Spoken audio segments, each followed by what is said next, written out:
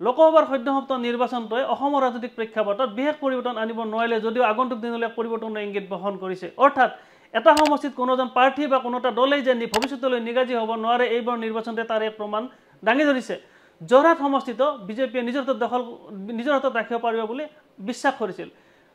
যোৰহাট সমষ্টি নিজৰ দখলত ৰাখিবৰ কাৰণে বিজেপি নেতা কৰ্মীয়ে নহয় অসম মন্ত্ৰীসভাৰ কেইবাগৰাকীও মন্ত্ৰীয়ে গৈ তাত প্ৰচাৰ অভিযান চলাইছিল কিন্তু শেষত দেখা গ'ল যে কংগ্ৰেছৰ গৌৰৱ গগৈয়ে সন্মানজনক ভোটৰ ব্যৱধানত যোৰহাটত জয়ী হ'বলৈ সক্ষম হয় অৰ্থাৎ বিজেপিৰ প্ৰচেষ্টা কংগ্ৰেছে তাত অঠালে নিয়াবলৈ সক্ষম হ'ল অকল যোৰহাটেই নহয় আমি যদি চাব যাওঁ ধুবুৰী সংখ্যালঘু দুটা সমষ্টি ধুবুৰীটো ইউডিএফৰ ভোট বেংক হিচাপে পৰিচিত হৈ আছিল তাত ইউডিএফৰ সভাপতি বৰদুনী আজমল সাংসদ হিচাপে নিৰ্বাচিত হৈ আহিছিল কিন্তু সেই ধুবুৰীত এইবাৰ বুজন সংখ্যক ভোটৰ ব্যৱধানত কংগ্ৰেছৰ ৰকিবুল হুছেইন জয়ী হ'বলৈ সক্ষম হয় ইফালে আমি চাব যাওঁ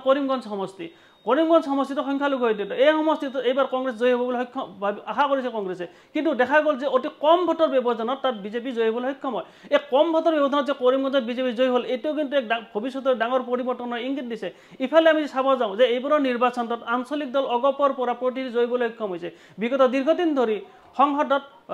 লোকসভাত অগপৰ প্ৰতিনিধি নাছিল কিন্তু এইবাৰ বিজেপি মিত্ৰতাৰ প্ৰাৰ্থী অগপই বৰপেটাৰ প্ৰাৰ্থী প্ৰক্ষেপ কৰি তেওঁলোক ফণীভৱন চৌধুৰী জয়ী হ'বলৈ সক্ষম হয় আৰু এইবাৰ আঞ্চলিক দলটোৰ পৰা ফণীভৱন চৌধুৰী সাংসদ হ'বলৈ সক্ষম হ'ল ইফালে আমি চাব যাওঁ যে আন এটা আঞ্চলিক দল ইউ পি পি এল কোকৰাঝাৰৰ পৰা জয়ন্ত বসুমতাৰীক জয় কৰিবলৈ সক্ষম হয় অৰ্থাৎ এইবাৰৰ নিৰ্বাচন আমি দেখা পালোঁ এনেকুৱা এটা কিছুমান উদাহৰণ আমি দেখা পাওঁ যে ভৱিষ্যতলৈ যে ৰাজনৈতিক পৰিৱৰ্তন আহিব এইবাৰৰ নিৰ্বাচনে তাৰে এক ইংগিত বহন কৰিছে অৰ্থাৎ 2026 চনৰ বিধানসভাৰ নিৰ্বাচন আছে গতিকে 26 চনৰ নিৰ্বাচনত এই লোকসভাৰ এইটো নিৰ্বাচনত যে প্ৰভাৱ পেলাব সেয়া এক প্ৰকাৰ স্পষ্ট হৈ পৰিছে